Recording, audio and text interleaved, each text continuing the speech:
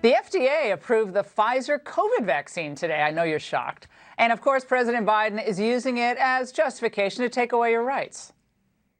If you're a business leader, a nonprofit leader, a state or local leader who has been waiting for full FDA approval to require vaccinations, I call on you now to do that. Require it. Vaccination requirements have been around for decades. It only makes sense to require a vaccine to stop the spread of COVID-19.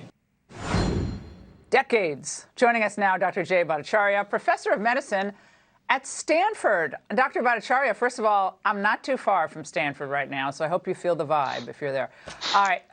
Professor, did they not push this FDA approval too fast, especially when you compare it to the normal approval process? They did. Normally, it would take years to get a vaccine tested, approved through the FDA approval process. They moved extraordinarily quickly.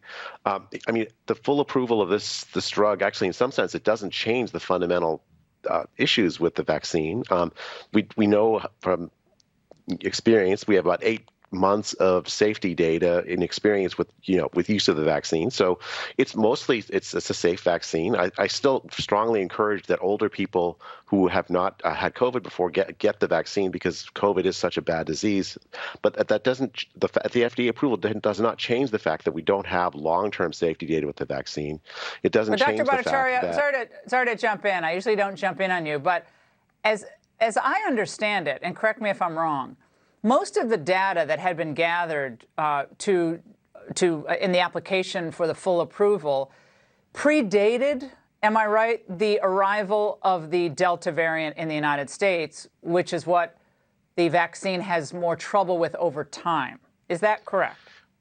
Yeah, I mean, it is true. The trials themselves were run in 2020, and it's interesting, Laura, because what happened with at the end of the trials, or near the end of last year, was half the people were in the placebo arm, half the people were in the treatment arm.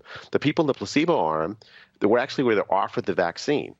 They unblinded a trial and said, for most of the people in the placebo arm, if you want the vaccine, you can have it. So the trials can't be used to measure the long-run effects of the vaccine because the placebo arm essentially got blown up for ethical reasons. The vaccine was found to be effective, and they said, okay, well, we can't continue to not offer the vaccine to people in the placebo arm.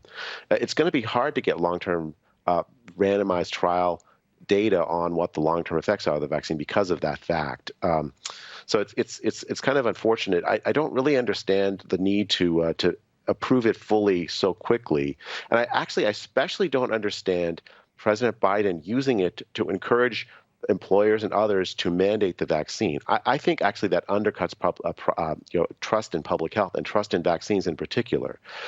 The kinds of vaccines that are mandated, they tend to be vaccines that actually do, we know for sure, stop the spread of the disease. You get vaccinated against measles, a child that's vaccinated measles is not going to spread measles. That's not true for this vaccine. Certainly not true, I think, with the Delta. You've seen, like in countries like the UK, explosions in cases, even though they're widely vaccinated. It still protects against severe disease, but it doesn't seem to protect against disease spread. So why require a mandate? But also, again, the Delta variant is very different from the original strain of this virus.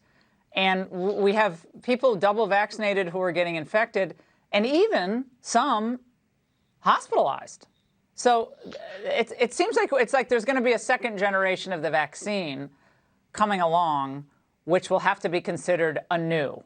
That's what seems absolutely, Laura. That's true. I mean, I think especially in this particular sense, I think I do think that the old vaccine still protects against death. We got to roll, Dr. B. I'm interrupting you, and I never interrupt you. I'm so sorry. No worries. I like the headphones tonight. They're very, very cool. Dr. Bhattacharya, thank you. Still ahead, more from my California adventure next.